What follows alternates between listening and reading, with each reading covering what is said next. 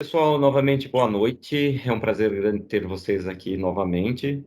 E aí, dando continuidade a esse nosso assunto, trabalhando aí o que nós fazemos aí com o resíduo pós-consumo. E hoje aí a gente eu tenho o prazer de trazer o Eduardo Hope. O Eduardo é administrador de empresas há mais de 20 anos, atua no setor ambiental, sócio da Bravo Projetos e Participações, que é um grupo econômico brasileiro especializado em soluções para aproveitamento energético de resíduos diversos e modelagem de negócios, que é o que nós vamos estar falando hoje. Gostaria de agradecer aí o Edson, que contribuiu aí, que nos apresentou o Eduardo, para a gente estar fazendo esse assunto. Boa noite, Eduardo. Seja muito bem-vindo. Tudo bem com você? Boa noite, tudo certo. Boa noite aí a todos. Aí, obrigado pela oportunidade. Vamos tentar levar alguma informação que seja interessante para o pessoal aí. Então, tá bom. Eduardo, me fala um pouquinho da Bravo, né, do Grupo Bravo, da onde que ele está, como é que ele foi formado. Bom, a Bravo é uma empresa, é uma holding composta por 6 empresas. Nós somos fabricantes de boa parte dos equipamentos que a gente utiliza nesses projetos que a gente vai explorar daqui a pouco.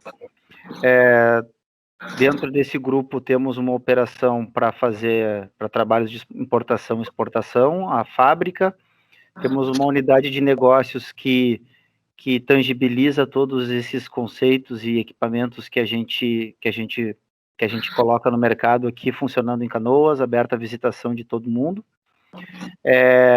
Temos também uma parte da operação que faz a modelagem de projetos, gestão de projeto, modelagem de negócios, toda a questão tributária, uma operação que faz funding, ou seja, faz a captação de recursos também para esses projetos, junto a organismos oficiais ou não, ou a fundos de investimento, e dessa forma a gente consegue entregar uma solução completa para dar valor ao que hoje não está sendo aproveitado dentro da cadeia de valor da reciclagem, tá? Então Você tem um projeto turnkey. Se alguém tem algum interesse em montar algum sistema aí que queira ter a aderência à economia circular, vocês têm uma solução. Com certeza. E esses projetos, normalmente eles são montados de trás para frente.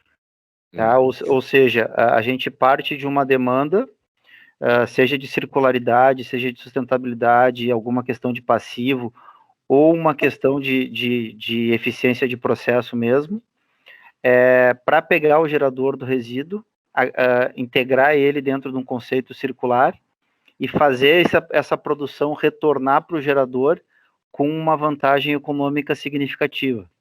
Então, por exemplo, assim, de uma maneira bem simples de entender, a gente consegue devolver hoje, no caso, um exemplo bem simples de entender, uma transportadora, por exemplo, que eu reprocesso os resíduos, por exemplo, pneus, óleo de caixa, óleo de motor, filtro de ar, filtro de óleo, estopa de oficina, e outros resíduos diversos, a gente consegue transformar isso em óleo diesel, esse óleo diesel volta para essa transportadora com um preço muito abaixo do mercado. Então, isso configura um modelo circular. Isso pode ser trabalhado dentro da iniciativa privada, que é o nosso forte de operação, mas também pode ser trabalhado no poder público. A gente vem agora de um ano para cá, explorando essas oportunidades aí dentro do ambiente público, porque a gente identificou que as empresas que são as responsáveis por esse trabalho junto a prefeituras e aterros e áreas de descarte regular são parceiros em potencial para a gente. Então são combinadas tecnologias de forma a gerar uma série de produtos com valor agregado. Então, nós estamos falando que você tem mais de uma tecnologia. Então, você tem uma tecnologia para resíduo sólido, se eu tiver algum resíduo líquido, se eu tiver mais contaminado, menos contaminado. Então, hoje, sem dúvida. Uhum. Você faz uma gestão, quer dizer, você tem tecnologias e faz a gestão de tudo isso, né? Exatamente. Então, o que acontece?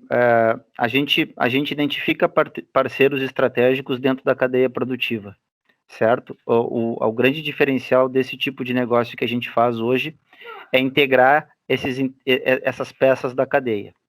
Então, por exemplo, no caso de um resíduo com altíssimo grau de umidade, por exemplo, um lodo industrial. Tá. Um lodo industrial tem alta capacidade de geração de energia, por exemplo. Só que se tu pegar o lodo industrial e tu secar ele com a tua energia da tomada, por exemplo, da rede, o teu balanço de massa começa a ficar negativo. Então a gente coloca soluções integradas de forma a tornar todos os balanços de massa dessas operações positivos. Então a gente começa a ter, a gente começa a identificar uma série de receitas que esse tipo de projeto podem trazer, não só para o gerador, ao integrar essa cadeia e, por exemplo, a consumir uma energia elétrica ou um óleo diesel ou uma gasolina ou, enfim, qualquer subproduto que isso venha a gerar, como também, por exemplo, um lugar de descarte final desse resíduo, depois que ele já foi utilizado na cadeia de reciclagem. Então a gente consegue agregar valor econômico em diversas etapas dessa cadeia, com exceção de de vidros e de metálicos. O resto tudo é processado. Você me deu um susto agora, né? Com exceção do plástico. É que eu estava fazendo uma anotação aqui e aí eu me perdi um pouquinho, mas é isso aí. Mas então, vamos lá. Então, a ideia você monta uma unidade, você monta normalmente em parcerias. Nós somos investidores também, junto com os nossos clientes, tá? A gente tem um exemplo nosso aqui no grupo que a gente pode citar, com o pessoal da Danaplas. Nós estamos montando com eles um projeto de um condomínio de geração de energia. É um hub de energia a partir de resíduo sólido. E aí, desculpa. Não, por favor. Não, eu ia te falar, talvez a gente trazendo esse caso prático fica um pouquinho mais fácil. Então, lá você e o Edson, vocês estariam montando esse hub, e aí qual matéria-prima vai alimentar o seu sistema? Não sei se vocês podem falar um pouquinho como é que seria esse modelo. Não, é tranquilo, é tudo que não tem valor hoje para a cadeia da reciclagem. É o resíduo do resíduo que ninguém quer. É uma sobra de uma estação de triagem que iria para o aterro. Exatamente. E o aterro também é parceiro. Então, porque o aterro também se beneficia disso. Eu não estou evitando que o aterro... eu não estou evitando uma receita do aterro. Ao contrário, a gente está qualificando o aterro para ele receber mais dinheiro e aumentar a sua vida útil. Aí você teria que trazer essa tecnologia para dentro do aterro. Não necessariamente, ela pode estar fora, ela não precisa estar fisicamente dentro do aterro. Tá? Porque isso é feito, isso é monitorado, isso é feito dentro de um projeto de economia circular. A gente tem algumas ferramentas para trabalhar com isso, como os planos de logística reversa, por exemplo, e outros. Mas ele fisicamente não necessariamente precisa estar dentro do aterro, não.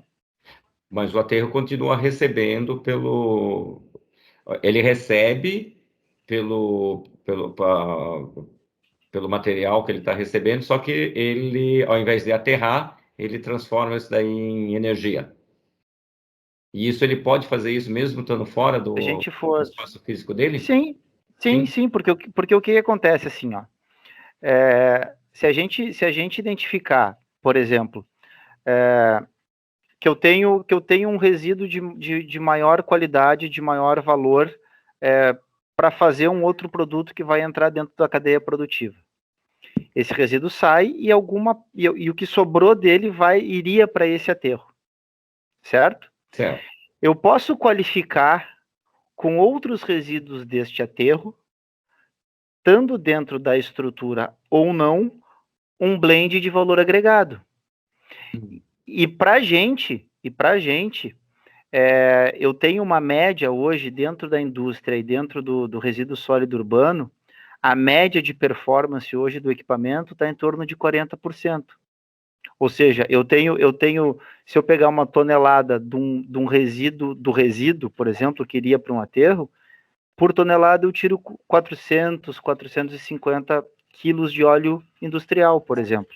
Isso da parte seca do aterro. Da parte seca. E desses 450 quilos, cerca de 85% se transforma em óleo diesel SDAs, que eu posso botar direto no motor, por exemplo. E quando essa circularidade, quando esse tipo de organização ela está justificada, que eu tô configurando o alto consumo desse tipo de negócio, eu tenho uma série de vantagens tributárias que são extremamente atrativas em termos em termos econômicos para todo mundo envolvido. E tá dentro ou não tá dentro do aterro é uma questão muito mais logística do que efetivamente de receita. Porque o que acontece? Hoje o aterro ele tá baseado numa receita de taxa de portão, por exemplo.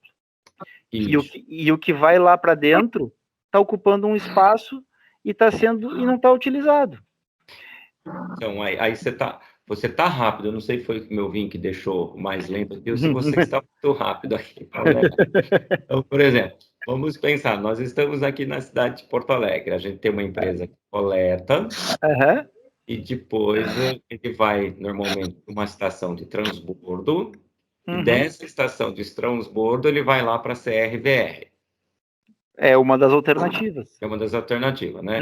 Então, a hora que ela chega lá, em que ponto que você coloca o seu negócio? No transbordo ou na CRVR? Pode ser nos dois. Porque se você colocar no transbordo, a CRVR não recebeu ainda. Mas existe uma alternativa chamada mineração que me permite retirar o que está lá dentro. Ok, você poderia fazer na de transbordo e você...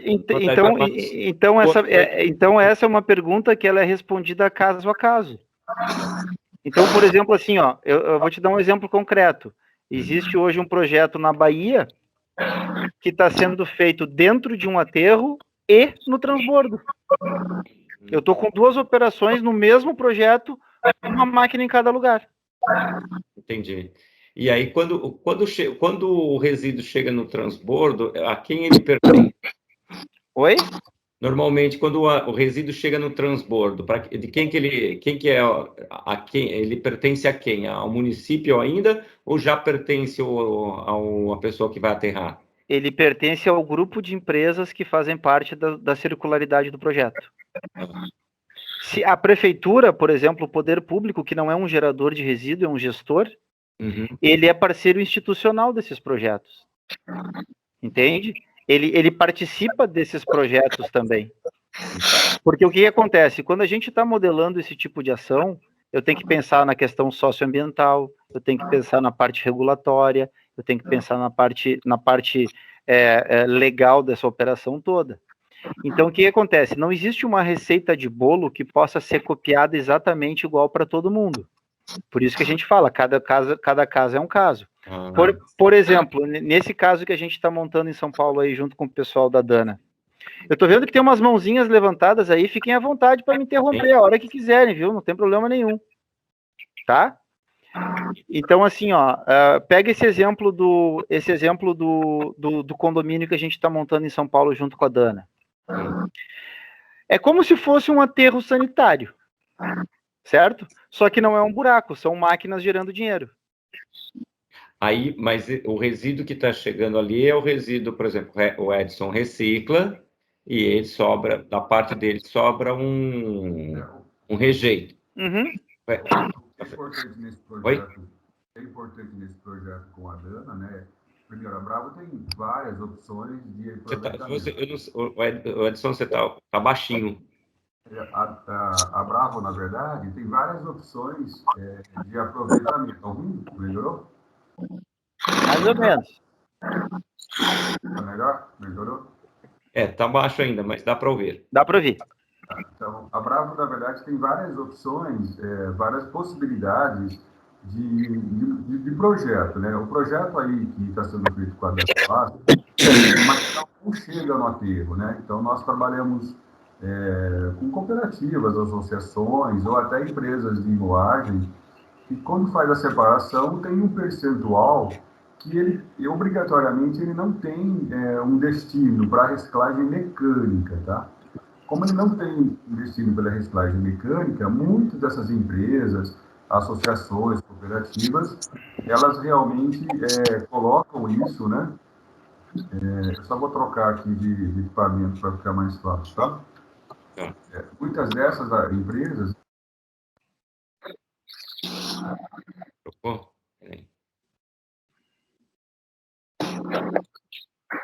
Melhorando. Peraí, que acho que ele está... Desculpa aí, caiu a conexão. Agora ficou melhor. Melhorou? Melhorou bastante. Não tem imagem. Desculpe, melhorou? Melhorou. Melhorou. Então, o importante é salientar conjunto do projeto da DAN, né? Primeiro que a Bravo tem várias opções e vários exemplos espalhados pelo Brasil que têm aplicações... Peraí, eu fechei o microfone dele. Peraí, sem querer. Ô, Edson, tá fechado o seu microfone. Oh, perdão, desculpe, tá? O que é importante de salientar é que o projeto que vem sendo realizado aí com a Dana, né? Ele tem uma fonte de captação direcionada, né? Então, como a gente trabalha com cooperativas, associações ou até indústrias de reciclagem, de moagem, né? Todas elas têm um percentual de descarte. Uma cooperativa, uma associação, um empreendedor que faz a separação dessas aparas ou material rígido, um percentual disso vai para o aterro, seja com um convênio com o município, seja com um contrato com uma ambiental que vai determinar isso para um aterro, né?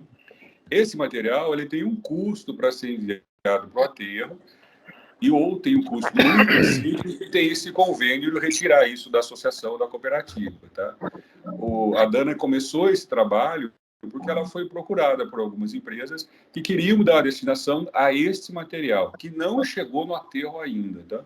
Então, nós focamos, na verdade, um volume de captação, volume de material disponível que ainda não chegou no aterro. Esse material, ele não precisa ser tá misturado com o material de aterro, com lixo orgânico.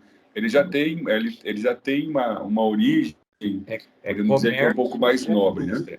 É um resíduo de comércio ou indústria, não é um resíduo doméstico. Não é um resíduo doméstico, é um resíduo. Ele veio do pós-consumo, mas as cooperativas já fizeram a separação, a sua triagem, né? E isso aí ninguém teve interesse em comprar. Essa é uma para que não teve interesse em comprar, ou foi para uma indústria de moagem, ou uma indústria de reciclagem, e ela descarta um percentual. Esse percentual, ao longo do mês, ela tem um certo volume, uma certa quantidade, tá? Esse volume a gente geralmente está pagando para fazer um aterro, enviar isso para um aterro, tá? Esse, na verdade, é um produto que pode ser beneficiado. Ao longo do desenvolvimento desse projeto, nós nos deparamos com outras empresas que também têm serviços com ambientais e estão pagando para fazer esse aterro. Então, elas contratam ambientais para fazer o descarte desse material, tá? Todo esse material que ainda não chegou no aterro, a Dana viu, junto com essas empresas que procuraram ela, uma oportunidade de procurar um outro caminho. Foi aí que nós encontramos a Bravo com o Eduardo, e esse projeto se iniciou aí no final do ano passado, começo desse ano, tá? E aí, vão ter tecnologia, você já tem a tecnologia para reciclagem mecânica, e o Eduardo, ele tem hoje uma tecnologia para pirólise. Gaseificação e pirólise, principalmente. Gaseificação e pirólise. E além de você ter tecnologia, você também tem um modelo de negócio que você desenvolve. Exatamente. E é importante a gente salientar, pessoal, que assim, ó, o que faz com que a gente consiga explorar o máximo de possibilidades que esse tipo de negócio oferece é exatamente essa modelagem de negócios e essa análise de matriz de risco. Quando a gente fala que os aterros e as disposições finais, eles são parceiros do projeto, o que a gente quer dizer com isso exatamente? Não necessariamente a gente vai trabalhar com foco nisso. Mas quando eu tenho uma matriz de risco, onde eu identifico alguns pontos chaves dentro dessa operação, e um deles é a entrada do resíduo e como o resíduo chega e como ele precisa se apresentar para os equipamentos, o aterro é um dos backups. Então, dependendo do tamanho da operação, por exemplo, operações pequenas, 10, 15, 20 toneladas, isso não representa um grande problema. Mas operações maiores, acima de 70, 80 toneladas dia, uma quebra de cadeia de produção, ela começa a incomodar. Então, para que isso não aconteça, são determinados backups de fornecimento. Então, porque quanto menos esse equipamento parar, melhor para a vida útil dele. Ele é feito para funcionar 24/7 com manutenções de 4 horas por mês. Então são equipamentos bastante robustos, são feitos especialmente para esse tipo de operação. Que é o pirólise, né? Que é a pirólise e os equipamentos de gasificação também. Gasificação, tá. Então o que acontece? O equipamento de gasificação, ele pega uma gama muito mais heterogênea de resíduos, tá? E o foco dele é a produção de um biogás. Esse biogás alimenta turbinas ou geradores estacionários, e essa energia gerada pode ser ligada diretamente na baixa tensão na empresa ou ser distribuída no sistema integrado, certo? O subproduto que sobra dessa operação é um fertilizante, um biochar de um valor comercial muito significativo. A pirólise, o equipamento de pirólise, ele é um equipamento que trabalha principalmente com polímeros, né, com plásticos e borrachas em geral, embalagens, enfim, em temperaturas inferiores a 420 graus, em média, ou seja, eles são ambientalmente muito seguros na questão de emissões, são licenciados, são homologados, são equipamentos de bastante confiabilidade operacional, e muito simples de serem utilizados, tá? Como é que funciona o processo? Ele pode ser automático ou ele pode ser por batelada, tá? Ocorre um aquecimento externo de um reator, tá? Utilizando o próprio combustível produzido pela máquina, numa taxa inferior a 5%. Existe uma curva de aquecimento. Quando essa curva de aquecimento chega no ponto de trabalho, começa a ter produção de gás, esse gás é condensado e ele vira óleo. É um sistema bastante simples de se entender. Hoje você tem equipamentos modulares. Pode ser. Qual que é o teu menor capacidade? Normalmente. Capacidade que seja viável economicamente, né? Porque você poderia fazer um de bancada, mas o que começa a ter um retorno econômico interessante. Para vocês terem uma ideia, tá? Um equipamento piloto operando 3 toneladas por dia, com plásticos e borrachas misturados diversos, ele vai ter um payback de 2 anos e 2 meses, mais ou menos, tá? Aí nós estamos falando de um investimento na casa dos R$2 milhões, mais ou menos, tá? E ele tem um lucro líquido, bota aí 17, que entre 16 e 18 mil dólares, mais ou menos, mês de lucro líquido. Isso é uma conta assim meio padrão que a gente tem aqui nesses pilotos, tá?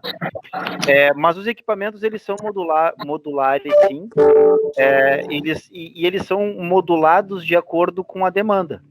Então, por exemplo, assim, se eu tenho uma operação que eu tenho 50 toneladas de capacidade por dia, muitas vezes é mais negócio colocar 5 máquinas de 10 do que uma de 50, tá?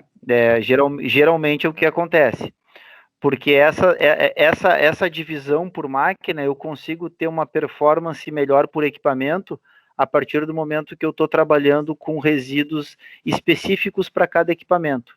Então, por exemplo, se eu tenho dentro de uma máquina um blend que eu não controlo muito bem, ou seja, eu vou botando o que chega aqui de plástico e borracha. Não preciso fazer uma conta muito precisa do que está entrando aqui. O que acontece quando eu faço isso? Eu tenho picos de produção de gás, por exemplo, que às vezes podem não ser muito interessantes. Por exemplo, se eu não tenho uma área de armazenamento de gás para usar no meu gerador de energia, ou na própria produção, ou na secagem, por exemplo, picos de produção de gás às vezes podem ser um problema. Então, quanto mais estável essa operação for, melhor ela rende, mais dinheiro ela rende. Então, em termos de custo, vai ser mais ou menos a mesma coisa, não vai mudar grande coisa, não, mas tu vai ter a condição de fazer um escalonamento de produção fino, um ajuste fino de produção. Então, vamos lá, se eu sei que eu trabalho com uma cooperativa, por exemplo, ou que eu já recebo um determinado tipo de resíduo e ele é sempre aquele resíduo, eu coloco um equipamento automático para trabalhar sempre com aquele cara. Não tem problema nenhum, tá? Mas aí são especificidades que se resolvem caso a caso e operacionalmente isso são problemas menores de serem resolvidos, tá? Mas a questão de escala, de tamanho de máquina, isso não é um problema grave nesse tipo de projeto, não. E aí vocês têm o pessoal de engenharia que projeta e determina qual o melhor equipamento para você utilizar. Quando o negócio é feito em modalidade turnkey, a gente faz um acompanhamento, uma operação assistida de até 90 dias, tá? Mas normalmente a gente é parceiro desses empreendimentos e a gente fica operando junto, tá? Num formato de SPE e depois a gente cai fora. Tá? Então, a modelagem de negócio também passa por aí. Tira o risco do investidor. Exato. E além disso, Manuel, uma coisa importante é o seguinte, no caso de pilotos, por exemplo, nós investimos junto com o cliente. Então, isso traz muita segurança para quem está investindo num negócio que normalmente não é o core business deles. Entende? Então, assim, eu não sei mexer, eu não sei o que fazer, eu não sei como é que isso faz. Bom, então a gente vai junto. Entende? Porque é isso que a gente sabe fazer. Agora, posso fazer uma pergunta rápida? Claro. Então, tá bom. Num determinado momento você falou de 2 a 3 toneladas dia e depois 50, 60 toneladas dia. Perfeito. Uhum. Quer dizer, você está dizendo que mesmo para 2 toneladas, 3 toneladas dia, você acha que é possível se chegar a uma viabilidade de aproveitamento? Eu tenho certeza. Tá, deixa eu só fazer uma pergunta. A minha pergunta é muito mais ligada, assim, não é uma pergunta tão técnica, porque eu tenho conhecimento muito leigo nisso, tá bom? Tá. Mas quando você está falando disso, do aproveitamento do gás, do aproveitamento do vapor, você está falando da queima desses resíduos e aí o aproveitamento do gás e do vapor, ou não? Não. E foi muito bem colocada essa tua pergunta, tá? Porque assim, é importante ressaltar que esses processos não são processos de combustão. Certo? Alô? Alô, tá me ouvindo? Oi. Tá me ouvindo? Alô? Vocês estão me ouvindo? Sim, estamos te ouvindo. Tá. Esses processos, eles não são processos de combustão. Tá? Então, por isso que ambientalmente eles são extremamente seguros. Tá? Eu não estou produzindo dioxina e furano, por exemplo, dentro de uma operação dessa natureza. O processo pirolítico, ele é uma decomposição molecular, é um rearranjo, como se fosse um refino de petróleo ao contrário, assim, grosseiramente falando. Por que vale a pena e por que a gente sabe que tem viabilidade econômica para operações piloto como essas, tá? Porque a performance do equipamento ela é muito interessante, tá? A performance do equipamento que vai operar um piloto pirolítico desses, e para vocês terem uma noção, tá? Em um equipamento de 3 toneladas desse, a gente está falando de uma máquina de um tamanho de um container de 40 pés, HC, tá? E ele é muito simples de ser instalado em qualquer site. Aí tu precisa de uma área de 300, 400 metros quadrados para botar um equipamento desses. É quase um plug and play. Tu liga as linhas de óleo, de água e energia elétrica e regula, comissiona ele ali em 3, 4 dias, ele está regulado e funcionando. Operações maiores com tipos de resíduos diferentes, elas demandam um pouco mais de atenção. O que elas têm em comum? Dificilmente tu vai ter um projeto desses cujo payback vai passar de 3 anos. Seja 20, 30, 40, 50, 100 toneladas por dia. Não importa. Tá? Isso a experiência já nos mostrou que funciona mais ou menos assim. Então, salvo algumas exceções, por exemplo, equipamentos combinados com resíduos orgânicos e resíduos sólidos, tu vai ter uma alteração nesse tipo de payback, nesse tipo de TIR, que tu vai ter que regular de acordo com a modalidade que tu vai colocar essa energia no mercado. E é por isso que pode alterar um pouco desses 3 anos o payback. Mas, em geral, a gente está falando de mais ou menos isso, e a TIR normalmente acima de 22%, 23%. Vocês locam o equipamento também, ou vocês só vendem ou só financiam? A gente está fazendo agora, junto com uma empresa do Paraná, uma modalidade para fazer esse tipo de serviço. Tá? Isso ainda não foi para o mercado.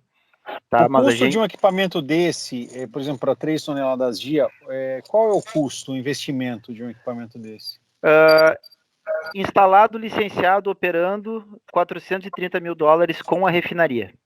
É aqueles 2 milhões, mais ou menos, que você falou. Mais ou menos isso, tá? Então, são dois equipamentos, um equipamento preliminar de processamento, tá? Que é esse reator do tamanho de um container, e acompanha uma refinaria, tá? Essa refinaria produz o óleo diesel S10, que é um óleo diesel extremamente confiável para se usar em qualquer tipo de motor. Produz gasolina, e é uma gasolina pura, tá? Então ela não deve ser utilizada sozinha num automóvel, por exemplo, porque o automóvel está regulado para trabalhar com gasolina ou com etanol. Então ela não pode ser utilizada sozinha, porque ela é 100% pura. E querosene, tá? Obviamente o subproduto gás, o gás é utilizado no próprio processo e o BPF também, tá? Então depois que se deu o start, o kickoff da operação, e ela entrou em produção, o kickoff se dá com diesel que se compra num posto de gasolina. Depois que tu tem as primeiras bateladas, onde tu tem a tua primeira produção, fez um estoque regulador, e aí tu não precisa mais comprar combustível externo, daí ela se retroalimenta. Qualquer empresa que tem uma geração de resíduos, não precisa ser só plástico, pode ser um plástico, madeira, ou qualquer PVC, pode ser PET, uma unidade dessa. O PVC ele tem algumas características que são peculiares, tá? Então a gente evita o trabalho com concentrações acima de 5% em PVC. Tem como trabalhar com eles? Sim, mas é um equipamento específico, tá? É um equipamento... E PET? Também, PET e PE? Também. A PET a gente fez, inclusive agora, na semana passada, a gente fez uma batelada de testes aqui com PEBD, com PET, com laminados, etc. E a performance foi excelente no blend que foi criado. Você está dizendo o seguinte, o PET e o PE, ele entra na mesma classificação do PVC ou não? Não. É que os clorados em geral não, né? Tá. Então o que acontece? A gente tem um sistema de filtragem hoje triplo, tá? Que ele dá muita segurança em relação a SOX, NOx e CO, tá. Certo? A minha churrasqueira aqui de casa, eu brinco, ela polui mais do que a máquina. Tá. Então assim, quando a gente vai trabalhar com clorados e com PVC, a gente tem que ter outros equipamentos agregados dentro do processo que tornam o CAPEX mais caro, tá?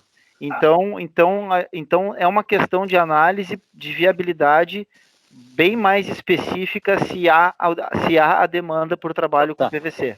Agora o PET e o PE não, né? Não, PET e são PE pra- vai frouxo, vai tranquilo. Tá bom, Vai tranquilo. deixa eu só fazer uma pergunta. Eu vou precisar sair. Os contatos de vocês, vocês vão disponibilizar em algum lugar? Vamos, com certeza, com certeza. Vocês querem colocar no chat para eu já copiar aqui? Já coloco aqui. Só um pouquinho.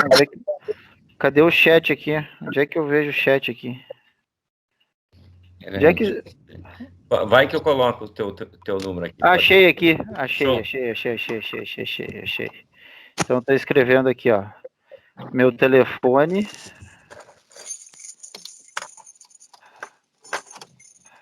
Tá? E aqui o meu e-mail.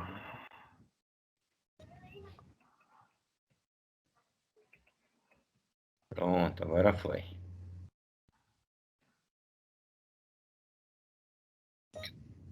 Pronto. Tá aí.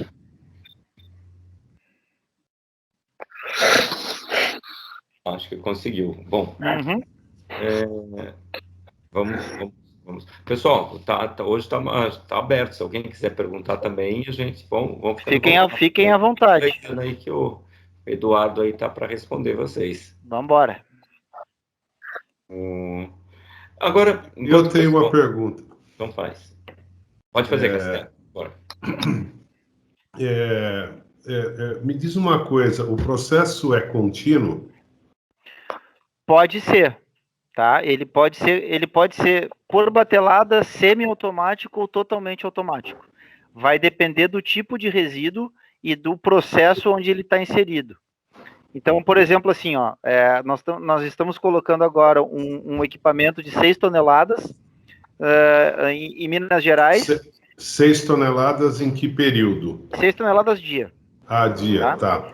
É um equipamento de 6 toneladas dia para uma recapadora de pneus, tá? Certo. Então, nesse caso, é um equipamento 100% automático, tá? Para vocês terem uma ideia, esse equipamento é operado por uma pessoa. Então, assim, ó, é sempre o mesmo resíduo, é sempre a mesma granulometria, ele se apresenta sempre exatamente da mesma forma. Então, eu consigo ter segurança para botar um equipamento dimensionado e regulado para esse tipo de resíduo sem problema nenhum.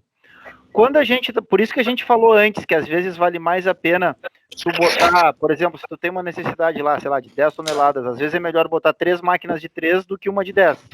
Justamente para isso. Aí eu tenho mais condição de automatizar o meu processo. Agora, tem algum tamanho viável, né? Quer dizer, qual é o tamanho mínimo viável? Assim, ó, existem máquinas hoje dentro da nossa linha que processam aí 500 quilos por dia, por exemplo, tá? Só que isso não vale a pena, tanto que a gente costuma nem comercializar esse tipo de equipamento, tá? O primeiro equipamento de entrada que a gente costuma utilizar é esse de 3, tá? Que é uma quantidade baixíssima de resíduos e tem uma performance muito razoável, tá? É um equipamento que para muito bem em pé, ele é muito simples de ser operado, a manutenção é praticamente limpeza de linha de combustível e regular e troca de gacheta de vedação. Não tem muito mistério, não. 3 toneladas dia, isso? Uhum. Tá. Isso nós estamos falando de uma cidade de quantos habitantes? Aí é que tá. Não, aí é que tá. Não necessariamente essa é a conta que precisa ser feita, tá? Porque o que acontece? Vou dar um exemplo para vocês, tá? Nós temos um projeto hoje no interior da Bahia para uma cidade de 8 mil habitantes, tá? Essa cidade de 8 mil habitantes coloca dentro de um aterro sanitário mais ou menos 6 toneladas por dia, tá? Está sendo colocado nessa cidade uma bateria de máquinas para atender 60 toneladas dia. Porque existe um passivo muito grande e com muito valor agregado para ser explorado durante um bom período de tempo. Então, essa conta de máquinas por habitante não é uma conta que a gente costuma fazer para analisar, para fazer estudos de viabilidade, tá? Mesma coisa mesma coisa serve para empresas, por exemplo. Às vezes as empresas têm uma demanda por resíduo que ela não é constante, por exemplo, uma demanda de geração de resíduo que não é constante, e por isso justifica isso que a gente está fazendo aí em São Paulo, que é um condomínio. Então a gente vai lotear um terreno com máquinas dedicadas para algumas empresas, só que enquanto ela não está atendendo determinada empresa, ela está atendendo outra, e eu tenho uma escala econômica mais estável. Certo. Então, essa unidade que vocês operam hoje, qual é o tamanho dela? A minha unidade aqui, ela tem 12 toneladas por dia, tá? 12 toneladas por dia. Ela Isso. gera o quê de insumos, né? Dessas 12 toneladas, o que sai daí? Eu produzo 6 toneladas por dia de óleo BPF.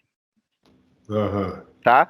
O óleo BPF hoje, para vocês terem uma ideia, aqui em Porto Alegre ele está com um preço médio de R$ 2,40 o quilo.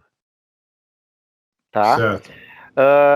No Amazonas, que é onde a gente está instalando um projeto também, ele está entre 7,50 e 8. Tá?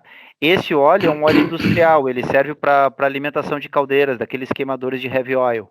E navio certo? também, eu acho. Né? E navio também.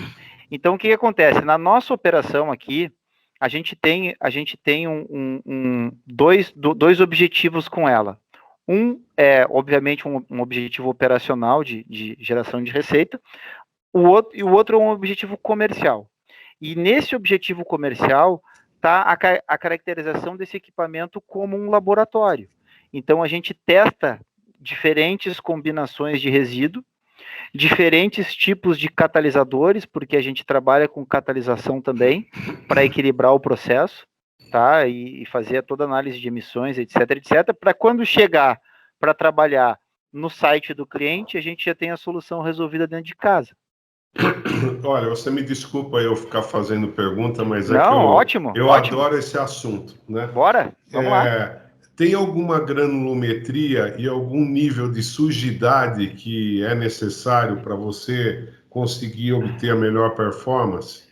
A melhor performance, com certeza, mas, por exemplo, eu posso botar um pneu de caminhão inteiro dentro do reator que ele vai processar, só que ele vai demorar mais. Então, eu trabalho hoje com granulometrias entre 30 e 50 milímetros, mas não necessariamente precisa ser assim. Certo? Por exemplo, o que é colocado dentro do reator que não vai ser processado junto com o que se deseja, ele só está ocupando espaço útil. Ele não vai atrapalhar a qualidade do combustível que vai sair lá na ponta. Ele só está roubando espaço do que podia estar gerando receita. Tá? Mas ele não vai atrapalhar a operação, ele só vai fazê-la render menos. Então, por exemplo, se eu vou trabalhar com pneu destalonado, por exemplo, ou um fardo de embalagem de erva mate, que nem a gente recebe aqui direto, tá? É muito mais negócio para mim passar esse fardo num shredder e botar ele numa granulometria razoável, do que jogar ele lá para dentro inteiro, sem dúvida, entende? Então, por isso que a gente fala, são ajustes de processo, tá? E aí tem vários fatores que conversam entre si para determinar qual é a melhor granulometria, para determinar qual é o melhor processo. Por exemplo, se eu tenho um combustível que a minha temperatura de operação é um pouco mais baixa, e ele tem uma granulometria menor, eu posso colocar uma granulometria maior de um outro resíduo qualquer, porque enquanto esse aqui está trabalhando, esse aqui já está decompondo. Então não vai fazer muita diferença. Isso é ajuste fino de processo. Interessante. Marcinelli? Agora, eu por mim, eu ficaria assim até meia-noite fazendo pergunta. Mas tu tem o meu telefone aí, pode me ligar, que se me deixar falando, eu vou longe também. Tá, então, olha, você tira das 12 toneladas, 6 toneladas de óleo, né? Uhum. Esse óleo aí, dependendo do tratamento que você dá nele, ele pode virar outra coisa, né? Sem dúvida, sem dúvida. E, além do que, saem outras coisas aí, né? Por exemplo, metano. O que você faz com metano? Sai muito pouco. Ele é filtrado e vai embora. Você não usa para queimar nada? Na nossa operação, não. Porque o que acontece? Eu não tenho a necessidade hoje de pré-processar o resíduo que eu tenho aqui. Tá? Por isso que a gente falou lá no começo, quando eu estou trabalhando, por exemplo, assim, ó, pega uma indústria da área têxtil, por exemplo, que tem um problema de lodo muito forte, tá? Uhum. Esse lodo é um excelente combustível para geração de energia. Se eu tenho 2 equipamentos combinados para tratar o lodo e um outro para gerar energia para esse tratamento do lodo, aí eu pego esse gás e jogo lá para dentro. Entendeu? Entendi. Aí eu posso botar num helicoide, eu posso fazer gerar energia para secar com micro-ondas. Aí tem uma série de tecnologias combinadas que se trabalham caso a caso. Vou dar um outro exemplo para vocês. Temos um projeto no Chile para tratamento de resíduo da pesca do salmão. É água pura. Entende? Então, o que se fez lá? Se fez uma combinação de secadores a gás e elétricos por micro-ondas para tu sempre manter o balanço de massa da tua operação positivo. Mesmo recebendo um resíduo com 100% de umidade. Então, o que se faz? Ele é prensado, esse resíduo é prensado mecanicamente, se tira a maior parte, um pedaço vai para um lado e outro pedaço vai para o outro. E essa água é tratada no processo. Então, não se perde nada. E tu tem um balanço de massa positivo. E esse projeto ele é específico para geração de energia porque é muito orgânico. Entende? São muitos resíduos orgânicos. Então, cada caso é um caso. O que importa é o seguinte, quando as tecnologias elas conversam, elas sempre conversam. O desafio é saber como elas conversam. É saber de que maneira elas vão conversar para dar um melhor resultado possível. Nele, mais alguma ou você passa a ver? Não, eu passo, mas depois eu quero o telefone dele, porque eu quero ficar conversando mais umas 2 horas para tirar um monte de dúvidas. Vamos embora, essa é a parte boa. Liga para você quando a gente estiver lá na cervejaria dele e a gente fala. Tá certo. Quem mais, gente? Pessoal, não dá muito vácuo, senão o Cassinelli já embala outra vez, hein? Renato, bom, já que ninguém quer perguntar, vou perguntar de novo. Vamos embora. Bom, aí você tirou o óleo, né? Uhum. Sobra o que embaixo? Um carvão? Sobra um carvão e sobra negro de fumo. Sei. Esse carvão não serve para... Se você tirar ele um pouco antes, não dá para usar para construção civil? Não precisa nem tirar um pouco antes, pode tirar ele no fim do processo. Ele serve sim. E ele é compactado o suficiente para se manter... Estável? Estável? Com certeza. Ele não esfarela? Não, ele não esfarela, porque o que acontece? Tu pode trabalhar ele, por exemplo, hoje a gente está fazendo um estudo para transformar ele num PVS, por exemplo, num bloco inteiro travado para pavimentação. Certo, perfeito. 40 MPa em cima. Quanto sobra desse material? Desculpa, Renato. Depende do que tu vai botar dentro. Tá? Mas, por exemplo, assim, ó, numa operação só de pneus, tá? Numa operação só com pneus, por exemplo, tu vai ter na ordem ali de uns 14% de carvão, mais ou menos, de sobra. E aí vai sobrar o aço, né? O aço é removível com um equipamento que acompanha um equipamento especial, sai como se fosse um bombrilzão, assim. Aí tu retira esse bombril e isso vai para reciclagem de metais. Renato. Então, Eduardo, parabéns primeiramente. Não é minha área de conhecimento, mas eu achei super fantástica essa relação da solução multimodalidade de insumos gerados, também pela matriz de multissinergia. Mas eu ia te perguntar, essa relação do balanço de massa, tudo mais, ia te perguntar o seguinte, quando você traçou a matriz de multissinergia e multimodalidade dos insumos, isso era intencional ou em termos de engenharia, ou acabou, por exemplo, que você foi descobrindo as derivações por experimentação ativa, por exemplo? As duas, mas tem uma que vem antes dessas todas. Como o setor de resíduos está montado no Brasil? Tu tem uma definição pretérita a isso tudo. Então, então assim, ó, a gente não pode como é que eu vou te dizer? Eu preciso de uma empresa como a Dana, por exemplo, para trabalhar direito. Porque o que eles fazem eu não faço. Entende?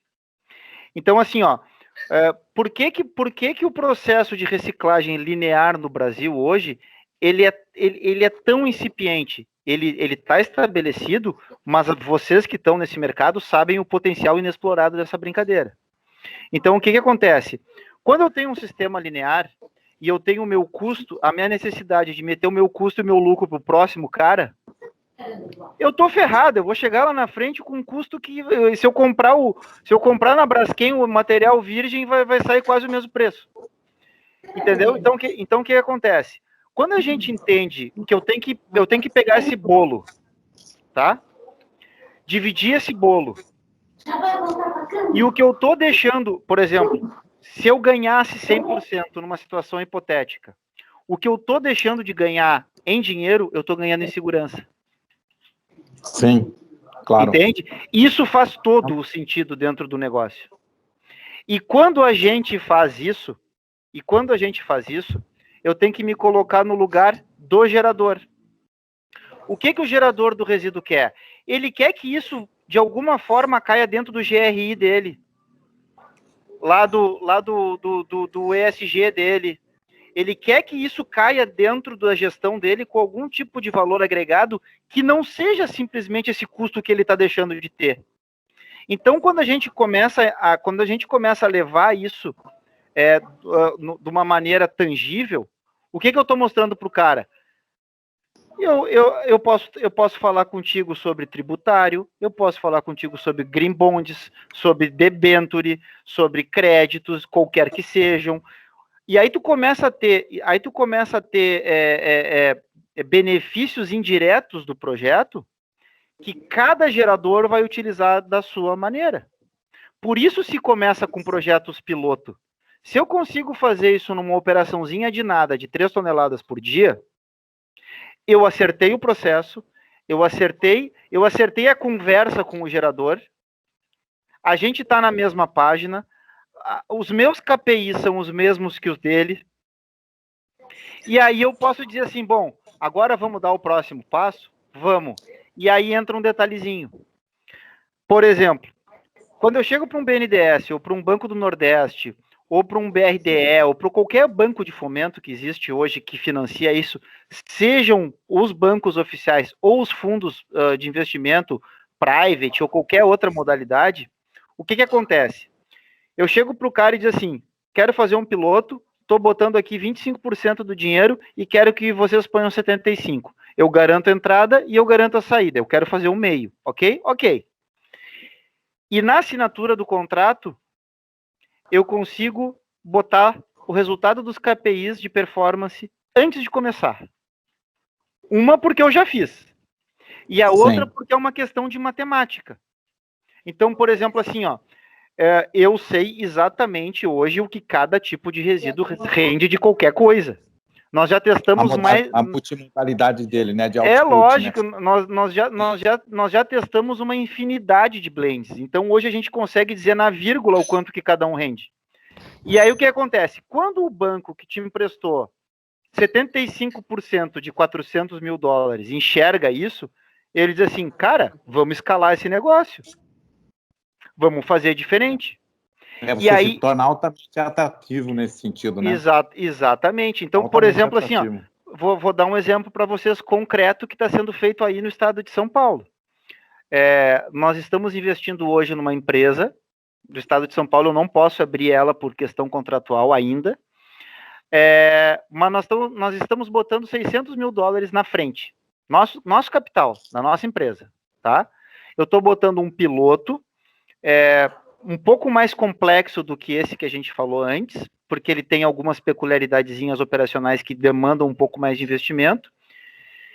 E essa empresa é gerenciada por um fundo. bem conhecido no mercado, tá? O que o fundo falou? Acredito, já visitei, eu vi que funciona, beleza, beleza. Só que eu quero pagar para ver. O que eu negociei com os caras? Beleza, eu vou operar 1 ano, no 12º mês tu me compra o CNPJ porteira fechada com a correção da TIR. Sabe quanto é a TIR? Sabe quanto é a TIR desse projeto? 38%. Então eu estou ganhando em cima de $600 mil, 38% em 1 ano. Que investimento que paga isso? Ninguém consegue fazer uma rentabilização dessa natureza. E por que o TIR é tão alto? Isso é importante de explicar, tá? Por que a TIR de um projeto desses é tão alta? Tá? Imagina que vocês têm uma pizzaria, certo? Aí o fornecedor do queijo, da farinha e da lenha te paga para tu usar os produtos dele. E ele ainda te compra a pizza. Aí dá para entender. Sim, achei muito legal essa lógica, a lógica do modelo de negócio. Ele é muito atrativa por essa relação de multissinergia, multimodalidade e que você tem uma matriz de insumos muito potente e diversa e capaz de capturar valor em toda a cadeia, né? Exatamente. E você é um integrador também. Então Exatamente. Você deve ser fisicamente muito inteligente, porque se você não souber jogar também como integrador, aí você teria tido mais dificuldade. E esse serviço da integração é mais uma fonte de receita que ela está embutida intrinsecamente dentro do processo. Sim. Porque, por exemplo, o plano de logística reversa que coordena isso tudo é nosso. Nosso, que eu digo, da cadeia. E todo mundo tem um pedacinho disso.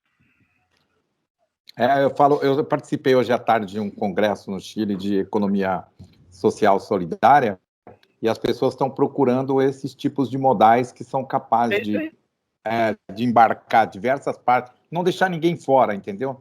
Saber dividir um pouco a relação não vertical do ganho, horizontalizar um pouco mais isso e ganhar lá na frente. E se você participa do risco, investindo, isso tem e cada vez mais você vai ficando menos dependente do sistema de financiamento exógeno, né? Exatamente. Porque você vai ter bala na agulha para fazer o seu movimento. Parabéns. É para esse ponto que a gente está caminhando. Vou dar um outro exemplo para vocês de como um projeto desses, dentro de um poder público, que normalmente não está preocupado com isso, tá?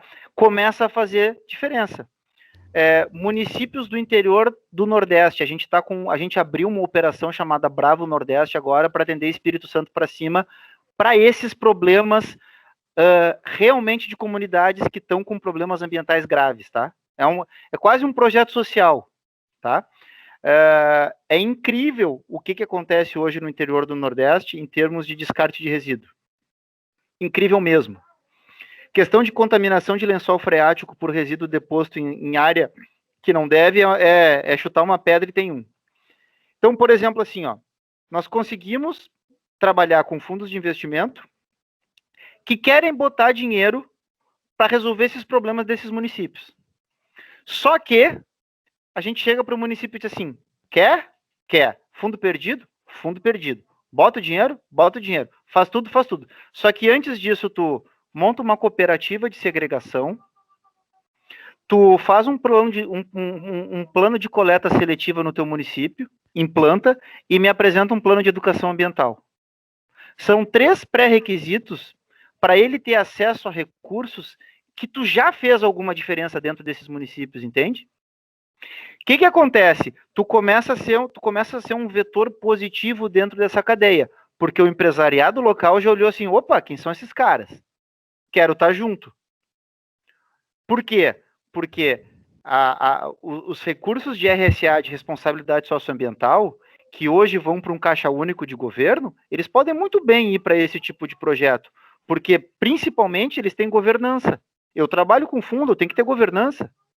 Eu tenho que auditar a cada 3 meses, eu tenho que ter uma política anticorrupção com 50 páginas, entende? Tem uma série de detalhezinhos.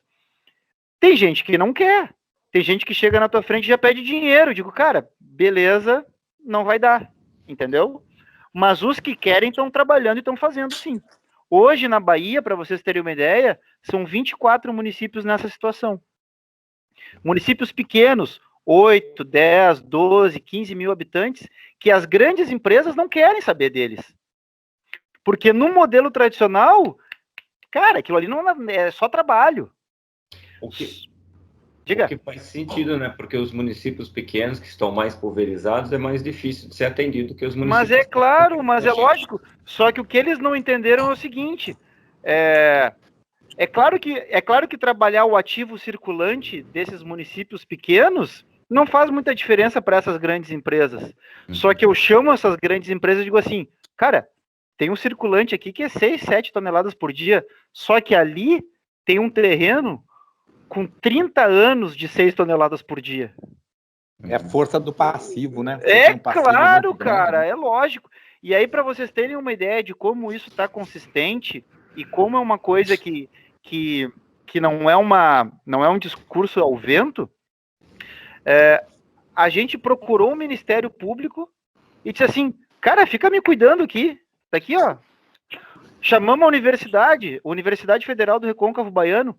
Cara, vem me cuidar aqui. Chamamos o INEMA, chamamos os órgãos ambientais.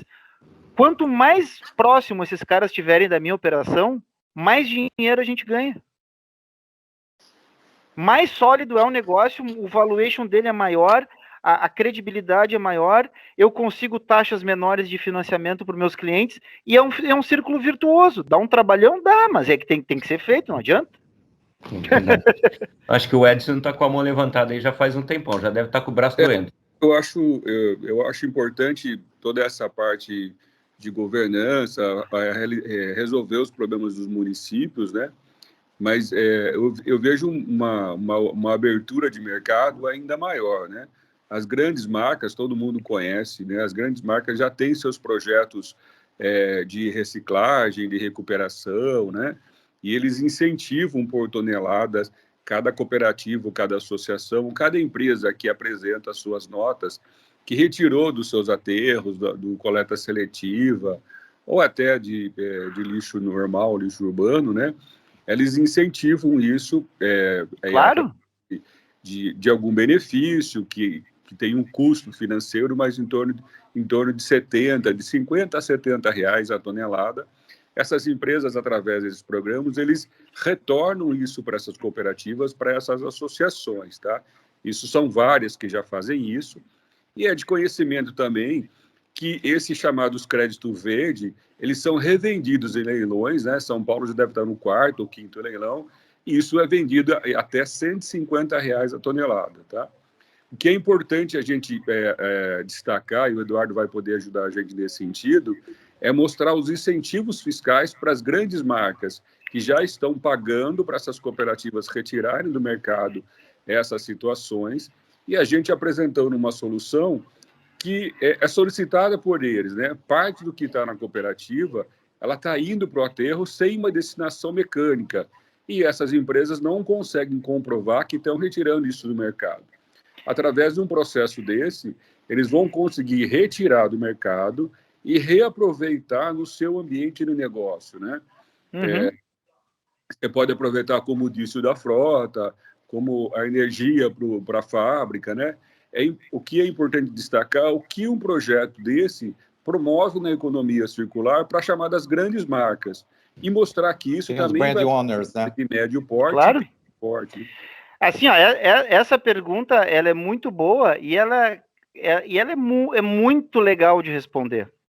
Porque assim, ó, da mesma maneira que eu integro uma cooperativa de catadores municipal, esses projetos que as empresas, que as grandes marcas já têm, ou as que estão na B3 lá de sustentabilidade, etc., que já têm os seus programas, a gente integra esses programas dentro desse conceito. Então, o custo, porque isso sempre é custo. Isso não gera um retorno financeiro para os caras. Então, eu agrego esses projetos dentro dessas operações de forma a gerar uma receita. Esse é o primeiro ponto. Quanto e como, caso a caso. Mas, por exemplo, tá? Um exemplo que a gente já pode citar do nosso condomínio junto com a Dana, tá? Dentro do nosso condomínio junto com a Dana, nós vamos ter uma estação de carga para caminhão elétrico. Caminhão elétrico dessas grandes marcas que vocês sabem que estão eletrificando as suas frotas, com o próprio resíduo delas, eu estou eletrificando o caminhão que vai fazer o delivery das coisas deles. Então, por exemplo, como é que eu integro essas cooperativas ou esses programas? Primeiro eu tenho que conhecer os programas, e aí depois a gente vai entender como eles podem se integrar, mas sempre eles podem se integrar de alguma maneira. Na questão tributária, por exemplo, eu gosto de usar o exemplo do tomate, né? Quando a gente dá os cursos aí de educação ambiental e coisa, o exemplo do tomate todo mundo entende. Eu estou fazendo comida em casa, eu tenho um vasinho em cima do meu balcão da minha cozinha com um tomatinho. Eu planto tomatinhos. Aquele tomatinho, eu não preciso pagar um imposto em cima dele, porque eu tô gerando aquele tomatinho de novo. Eu botei a sementinha lá, ele cresceu de novo e assim eu fui indo.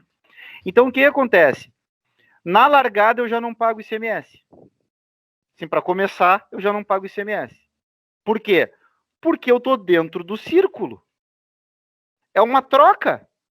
Se eu inventasse uma moeda, sei lá, a plastiqueta, e eu trocasse plastiquetas, é a mesma coisa. Só que isso tem valor. Então, como isso está dentro do sistema, se eu chego para um cara e digo assim, bota aqui o teu resíduo dentro do meu pátio. O Edson falou ali, eu estou pagando R$70 para botar lá num aterro. Bota aqui dentro do meu pátio por 30 e compra o diesel sem ICMS, ele fecha na hora. Ele fecha na hora. Só nesses 20% que ele vai baixar o preço do diesel dele, ele já fez uma economia estrondosa. Nas questões tributárias, como isso vai trabalhar lá na frente, cada empresa é uma empresa. Por exemplo, eu tenho questões regulatórias que eu preciso respeitar. Às vezes, o KNAI de determinada empresa, ou como ela está configurada, não permite certas coisas. Às vezes permite, então cada caso é um caso. Mas, por exemplo, eu posso trabalhar em PiscoFins, eu posso trabalhar em ICMS, eu posso trabalhar em ISS, tem uma série de opções para a gente trabalhar. Isso está tudo na lei, na 12.305, nos decretos associados, está tudo lá. É só saber como trabalhar isso. Então, o que acontece? Por exemplo, quanto mais socioambientalmente seguro eu for, mais condição tributária eu vou ter. Por quê? Resumindo, eu estou resolvendo um problema que é do governo. Então, eu tenho o direito de não pagar pelo que eu estou fazendo. A explicação mais superficial seria essa. Tem outras questões um pouco mais profundas do que isso. E aí, o que acontece? Como eu tenho operações com balanço de massa positivo, isso que o Edson falou de creditação e etc., eu posso ter dentro da própria operação condição de fazer compensação ambiental dentro da minha própria operação. Por isso que o processo é tão importante. Quanto melhor for o meu processo, melhor é o meu balanço de massa, mais creditação eu vou ter. Se eu vou trabalhar... É uma travada? Tu tem créditos que são... Eu estou ouvindo bem. Que são commodities, entende? Então, assim, gente, não existe uma condição hoje da gente dizer assim, se fizer isso, acontece exatamente isso, porque cada caso é um caso. Mas que existe essa possibilidade, isso a gente já faz, a gente tem como comprovar, está na legislação. O Estado de São Paulo e outros do Brasil afora aí já estão trabalhando com isso há bastante tempo, é muito, muito, muito tranquilo de se fazer. Na verdade, você, como é que você fala? Você tem tecnologia do negócio como um todo, não só uma Exatamente. produção. Você vai, analisa o local, percebe onde são as fontes de matéria-prima, percebe onde que está a entrada de recursos, leva o financiamento. É o que eu falo, é o que eu falo para o Edson. Quando a gente começou a montar a nossa parceria, a gente dedicou um bom tempo para esse entendimento. Máquina e resíduo são importantes? Sim, é o coração do processo. Só que a gente já nem fala mais nisso, porque isso é dominado. Isso é uma questão que está resolvida. O grande pulo do gato, gente, o segredo para isso dar certo, é como ele está desenhado na circularidade e como ele está desenhado no processo produtivo. Quem eu integro, como eu integro, quem faz a gestão, para quem que eu me reporto, qual é meu organograma, quem faz o quê. Esse é o segredo. Como qualquer empresa, vocês sabem disso melhor que eu. Muito interessante. E como é que você fala? Extremamente que a gente tinha ter colocado isso, aderência com a economia circular, né? Sem dúvida. Eu achei interessante, parece que a tributação, nesse caso da reciclagem energética, é diferente da mecânica, né? Porque a mecânica tem tributação, né?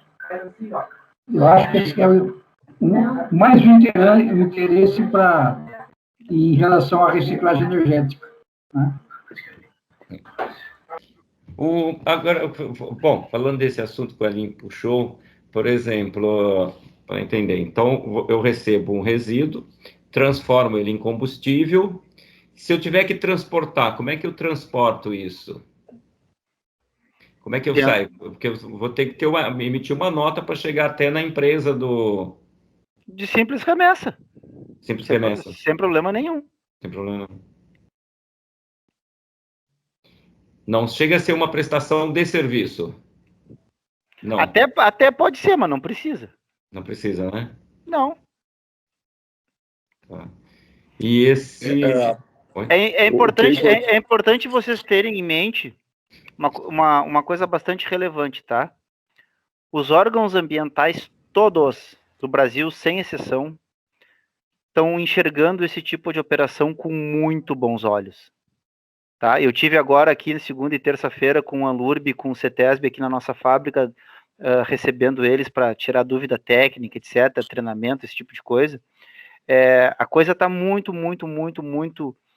nós estamos num momento, hoje, mercadológico, muito favorável para esse tipo de operação.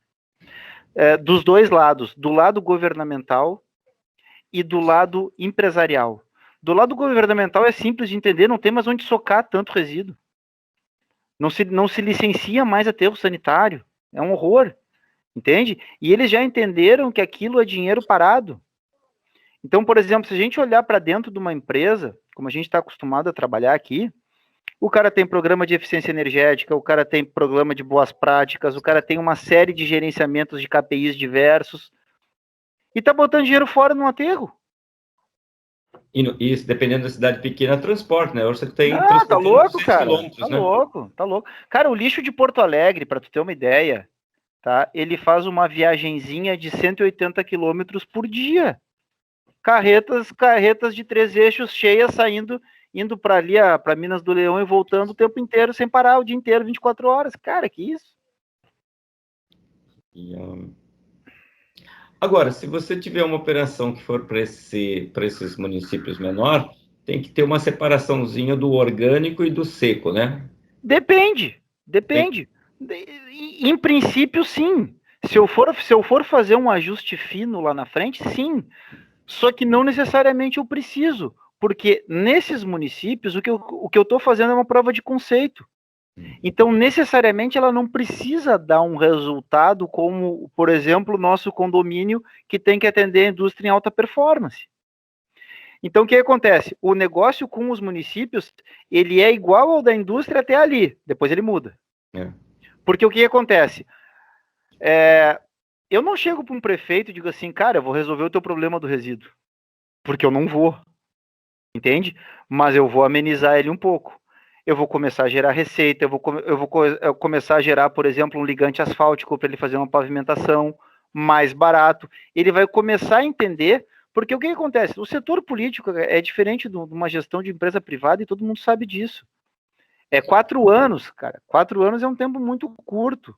E eles não estão muito preocupados com os 4 anos, com a comunidade, enfim, aquela coisa. Estão preocupados com os 4 anos.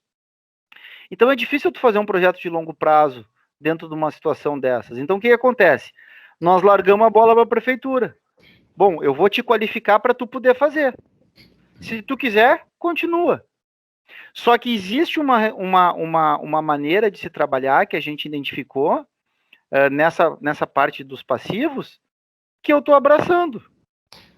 Mas tem uma coisa que, por exemplo, a gente falou com o Leomir, tá? Você tem uma coisa agora que isso custa, né? Se ele conseguir transportar menos, a separação, se eu tiver errado, me corrija. Você coloca lá um tronco, você tirou orgânico, que ele vai ter que continuar talvez enterrando, e você vai tirar todo o seco, que você vai fazer a recuperação energética disso daí. E já reduz muito o volume de transporte. Não, né? Não há dúvida. Não há dúvida. Pode ser uma alternativa. O que faz bastante sentido. Claro, não tenha dúvida disso. Mas não é a única. O que faz muito sentido também, que eu acho que a gente vale a provocação, que eu acho que quem tem bastante interesse também, principalmente com relação à questão da imagem, é o próprio setor nosso, que é o setor de plástico, porque aí você começa a resolver um problema, que é o plástico não chegar mais no aterro, né? E aí vou dar um exemplo para vocês, tá? Empresas pagando o IPTU com o seu resíduo. Que é uma questão tributária, não direta na operação, mas é um custo que está lá. E às vezes ele não é baixo. Por que eu posso dizer para um município que eu estou pagando com resíduo? Porque aquilo tem valor. E eu consigo provar ele. Esse sistema de gestão, para vocês terem uma ideia, desse tipo de entradas e saídas, eu faço com blockchain, por exemplo. Eu não consigo mexer nos dados. Por isso que eu consigo auditar. Auditar fácil. Eu não mexo em dados de emissão e eu não mexo em dados de entrada e saída. Nem que eu queira. O Bernardo está com a mão levantada também. Vamos lá. Está quietinho. Bernardo, acho que está no mudo. Vou declinar em função do horário, mas a minha curiosidade é perguntar para o Eduardo quais são os riscos, se você tivesse que apontar 3 riscos do seu negócio, e quais são potenciais detratores dele, que são suas preocupações? Seja qualquer... Não. Eu gosto... Eu falei que porque tem um risco político, sem estratégico e tal, mas... Sem dúvida. Uma canetada pode... Claro, não há dúvida. Não há dúvida. Por exemplo, assim, eu posso apontar alguns para vocês de forma muito fácil. E o Edson, que já esteve aqui na nossa fábrica, sabe disso. A gente faz questão de levantar o tapete e mostrar a sujeira embaixo, né? Porque no PowerPoint tudo é lindo e tudo funciona. Né? Então a gente gosta de mostrar onde é que dá errado. Então, por exemplo, assim, um ponto crítico do processo, obviamente, é toda a cadeia de fornecimento dos equipamentos. É como ele chega na porta da tua máquina. Isso é um ponto crítico. Outro ponto crítico, tu tem uma questão hoje de alguns feudos dentro do Brasil na questão do CDR. Tá? Isso existe, como é que eu vou dizer, a gente tem conseguido trabalhar em conjunto com isso, de uma maneira a mostrar que não somos concorrentes, somos coparticipantes da mesma engrenagem, tá? Mas é um risco que existe. Questões ambientais, a gente conseguiu suprir esse problema, de novo, chamando os órgãos para dentro das nossas operações, fazendo coisas que a licença não exige. Por exemplo, hoje a gente tem um sistema de monitoramento de emissões que tu controla pelo celular, que tu enxerga pelo celular. É um aplicativo onde tem um sensor na chaminé e tu tem a cada 15 minutos uma leitura do que está saindo na tua chaminé. E o órgão ambiental tem um usuário e senha para ver isso. Então, são coisas que a gente vai criando para evitar esse problema. Na questão pública, eu poderia citar questões políticas evidentes, tá? É óbvio que isso existe, tá? Questões operacionais, quando a gente está trabalhando com por exemplo, cooperativas de segregadores e catadores, que às vezes não têm tão boas práticas, isso é um problema, tá? Isso é um problema a ser enfrentado, sim. Questões de tecnologia, isso já ficou para trás, tá? A questão tecnológica já é uma questão superada, tá? Eventualmente, a gente tem que apresentar laudos, etc, etc, isso a gente tem tudo já, mas basicamente seriam esses os pontos de atenção, tá? Antigamente os bancos, as entidades de financiamento para esse tipo de projeto não conheciam, não sabiam, hoje já sabem, hoje já entendem como funciona. Esses conceitos de circularidade, de integração, de responsabilidade socioambiental sob o mesmo guarda-chuva já estão mais palatáveis para todo mundo, então fica muito mais simples de tu explicar isso que a gente está conversando aqui hoje para quem nunca viu. Então, basicamente é isso. Interessante. Bernardo, você quer comentar alguma coisa? Satisfeitíssimo. Eu vou precisar abandonar aqui a reunião, estou uma janta me esperando aqui, mas muito obrigado pela paciência aí. Vamos embora, estamos à disposição, qualquer coisa, só chamar. Viu, Eduardo? Quando eu falei, eu acabei me confundindo. Eu falei de reciclagem energética, né? Isso daí é uma reciclagem química, né? Isso seria uma reciclagem química, né? O nome técnico do processo chama-se termólise catalítica por pirólise. Tá? Esse é o nome técnico dessa operação. E a de gasificação chama-se gasificação pirolítica. Tá? Se o senhor tiver interesse em alguma coisa mais técnica, sim. Tá? Em cima da parte, por exemplo, assim, da explicação mais química desse processo, eu tenho o maior prazer de lhe enviar alguns artigos e fontes de informação, laudos nossos, estudos que a gente já fez. A gente tem convênio com a universidade, então tem coisas bastante legais aí para olhar. Só para te falar, acho que nós temos duas pessoas da universidade, duas que eu estou vendo, tem a professora Raquel e o professor Elinho. São os meus dois chefes. Opa! Estão aqui, né? Por isso eu tenho que ficar quietinho. Aí, bom, acho que tem quem estava com a mão levantada, o Edson também? A gente sempre tem que reconhecer aí os riscos, né, as ameaças, né? E eu sempre gosto de trazer, sair do lado governamental. Acho que é um mercado gigante que a Bravo tem, do lado dos governos, dos municípios, das adequações dos aterros, né? Mas eu sempre levo a atenção para a oportunidade do lado empresarial, que ele é mais dinâmico na tomada de decisões. Sem dúvida. Quanto vale um serviço, uma estrutura dessa, para a indústria têxtil que está pagando para tratar o lodo? E, através de uma oportunidade, ela vai entrar numa economia circular e gerar uma energia elétrica, por exemplo, sem ICMS. Então, isso é um lado importante. Quanto vale para uma marca que já gasta R$ 70 a tonelada para incentivar uma cooperativa a tirar, e o que ela não consegue compensar, ela é obrigada a ir num leilão público e gastar R$ 150 a tonelada, quando apresenta uma oportunidade dela pegar isso das cooperativas e reverter numa energia para a frota, num diesel para a frota.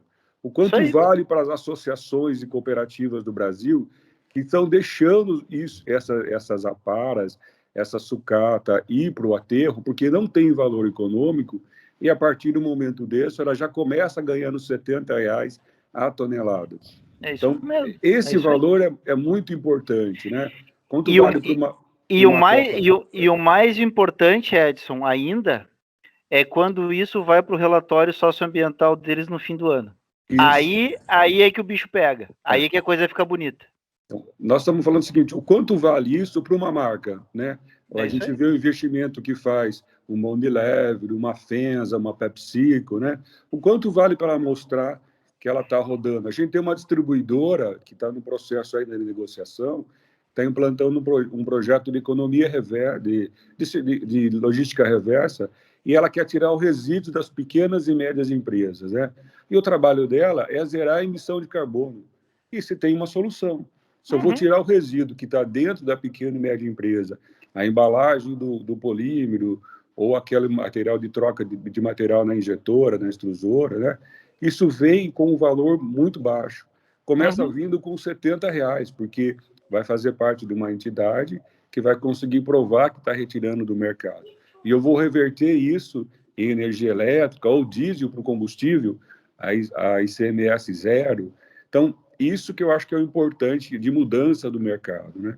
Então, quanto vale para a indústria de pneus mostrar que o pneu dela não está sendo enterrado e jogado e vai reverter num óleo, e vai reverter para a indústria do aço, ou para a indústria do carbono, que você tem uma parte de negro de fumo, que você consegue de uma outra aplicação. Eu acho que cada segmento, por isso que a ideia do condomínio ela é válida, né? Quando a gente implanta uma unidade piloto e ela aceita os inputs de vários segmentos para fazer ajustes, né? Na segunda etapa, que é a implementação de uma máquina maior para aquele segmento, para aquela empresa, ela acaba adequando a sua necessidade e o melhor resultado, né? A ideia do condomínio é praticamente essa, é ajustar isso, né? E mesmo começando no estado como São Paulo, ela pode ser levada para outros segmentos. A gente, como já o Eduardo faz testes em Porto Alegre, ela pode ser implantada uma unidade em qualquer outra estrutura, em qualquer outro segmento. Acho que esse mercado empresarial, ele é mais dinâmico, né? Ele é mais dinâmico do que o mercado público, né? Não há dúvida, não há dúvida. Porque a gente vive da canetada, na verdade, isso. É isso aí.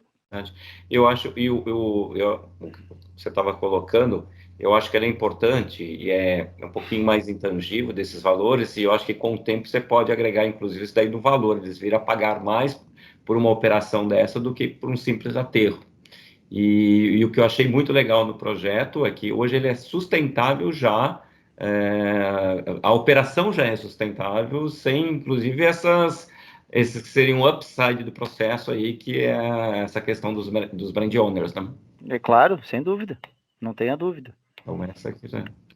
Quem mais tem mais pergunta? O Castanelli está aí ainda para a gente, que eu acho que o pessoal, não sei se todo mundo jantou, se o Eduardo, o Edson jantou, daqui a pouco fome. Cara, eu tô por vocês, vamos embora.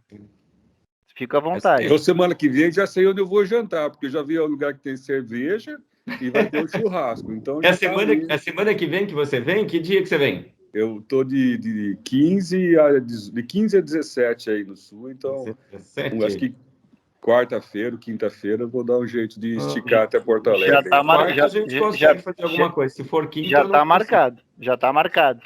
Quinta que vem, antes que eu me esqueça, quinta que vem a gente tem não sei se eu falei para vocês, é interessante vocês participarem também, porque a gente vai estar trazendo um deputado para falar que ele é da frente parlamentarista, ele foi um ex-catador, e aí eu acho que pode ser interessante, inclusive, para a gente abordar esses assuntos com eles sobre esse negócio.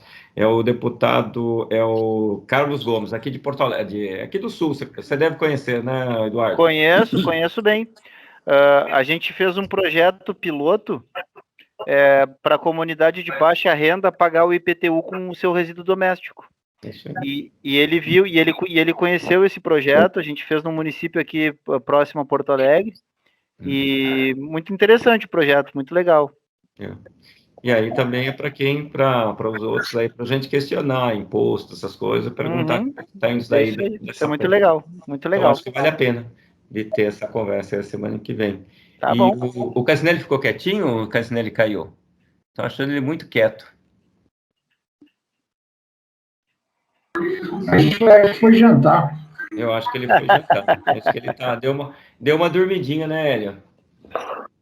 Aí foi. Eduardo, você estava me falando também que você tinha me falado, a planta também, se alguém quiser visitar, é possível visitar. Tranquilo, sem problema nenhum. Sem problema, maior prazer. Tem que marcar, tem algum... É bom dar uma marcadinha, mas é tranquilo, sem problema nenhum. É aqui em Canoas. Então, fica aqui do aeroporto de Porto Alegre, fica 10 minutos pro norte. Quem vem de outro estado, do aeroporto ali, é 10 minutinhos para chegar na porta. Isso aí. E aí, quanto tempo demora uma visita dessa para... Cara, como eu falei, o processo é muito simples. Vai depender da curiosidade de quem vem. Eu faço visitas aqui de 2 horas e eu faço visitas aqui de um dia inteiro. Aí depende, se quiser, você já vem para estruturar mais negócios. Já vem para comer churrasco, aí a coisa vai longe. Opa! Tem a degustação da cerveja lá. Isso aí. Isso aí. Se a pessoa também, obviamente, pode fazer um teste com o resíduo que ele tem, se vocês... Pode, mas isso normalmente, a gente já fez algumas vezes isso, tá? E não é uma prática muito comum, e eu vou explicar por quê. Hoje a gente tem um teste de bancada, a gente tem um laboratório dentro da empresa que nos dá uma confiabilidade de 99%. Tá? Então eu não preciso parar minha linha de produção para pegar um resíduo qualquer e jogar lá dentro para saber o que vai acontecer. Tá? E esses laudos, obviamente, a gente assina embaixo do que está escrevendo ali, sem problema nenhum. Bom, vou fazer mais uma pergunta aqui, que eu acho que é um problema que nós da indústria do plástico temos que resolver, principalmente quando você tem um produto metalizado e também quando você tem multicamada. Como é que é o processamento da tua linha?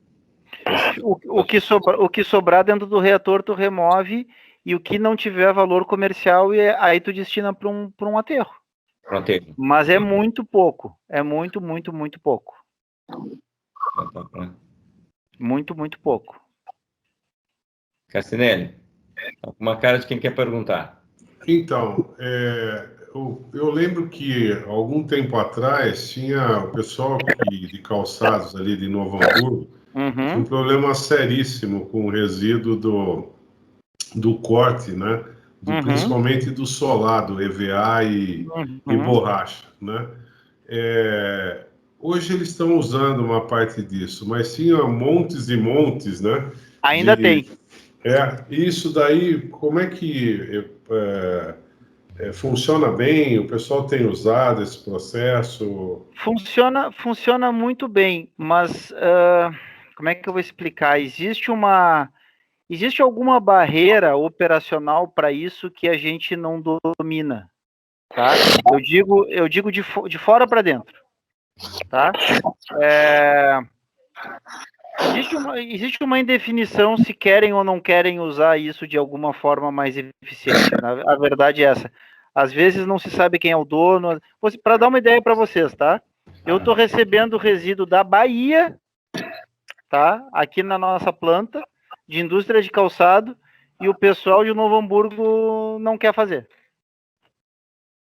Então, assim, tem algumas questões políticas internas do pessoal que eu não conheço, que eu não nos metemos, e para a gente não faz muita falta isso, na verdade.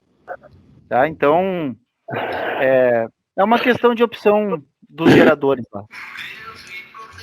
Bom, pessoal, acho que nós já estamos aqui estourando nosso tempo aqui. Como é que se fala assim? Eu combinei com ele que seria 1 hora e pouquinho, já demos uma ultrapassada aí. Se não tiver mais nenhuma pergunta, o Eduardo e Edson, se vocês quiserem fazer um fechamento. Edson. Eu acho que primeiro agradecer aí a oportunidade de estar apresentando um projeto, né? Acho que é sempre uma experiência para todo mundo, a gente trocar informações. E segundo, sempre a gente deixar aquela ideia que foi inicial, a gente criar a partir de um problema, a partir de uma... Isso não teve origem na Dana, nós fomos consultados para achar soluções de coisas que estavam indo para aterro, né?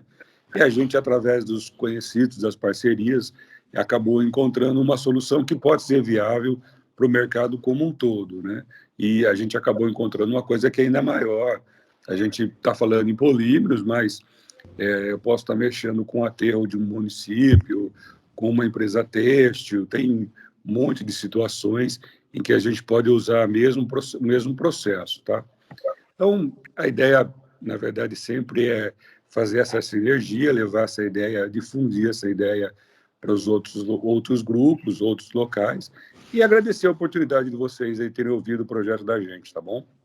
A gente que agradece. Só tem uma pergunta do Vanderlei ali, não sei se viu. Hoje em dia existe a reciclagem da embalagem Tetra Pak, onde é desagregado a fibra e sobra o plástico com alumínio. O que acontece? Dá para fazer alguma coisa com plástico e Claro. Alumínio, polietileno e alumínio? claro. É conversa de engenheiro, dá para fazer qualquer coisa, eu só não sei quanto custa. Eu sempre vou defender. Eu sempre vou defender a reciclagem mecânica, né, como sendo o primeiro negócio em que a gente tem atividade, né?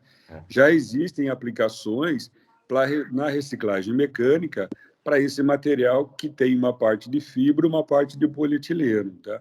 Já existe isso, a Tetra Pak já investiu nesse segmento. Exatamente. Procura-se aplicações um pouco mais nobres, ainda não foram totalmente encontradas, vamos falar assim, tá?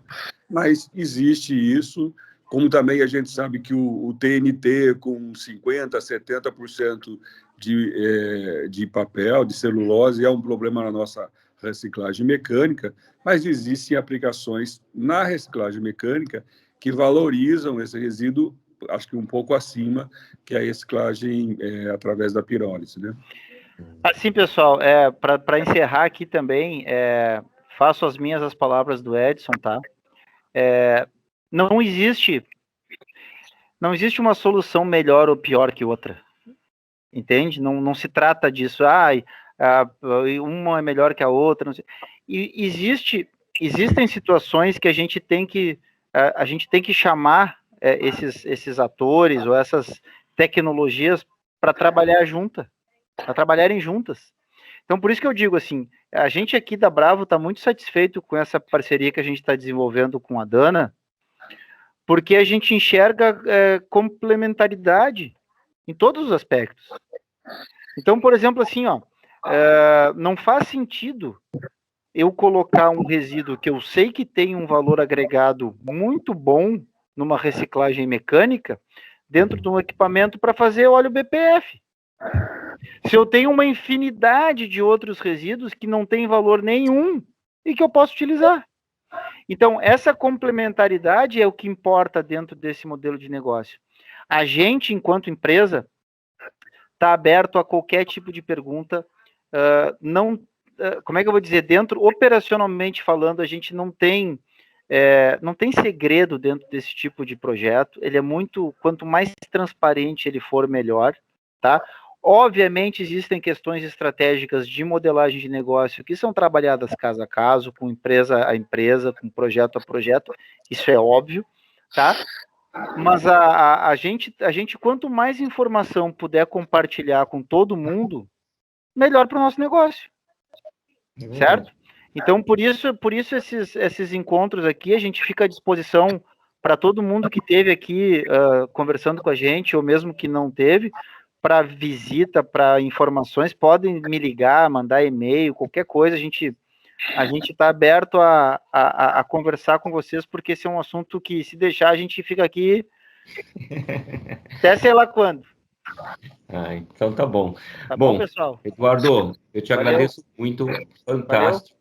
Valeu. Eu posso te dizer, fiquei impressionado aí não só com a tecnologia, mas com o modelo de negócio, e principalmente, eu acho que, repetindo, nós do setor do plástico, a gente sabe que existe uma parte que a gente não consegue fazer reciclagem mecânica, e exatamente. Solução. E faz muito, e quando a gente encontra uma solução tecnicamente viável e também economicamente sólida, é algo que a gente vai estar procurando ajudar a difundir cada vez mais, porque faz muito sentido.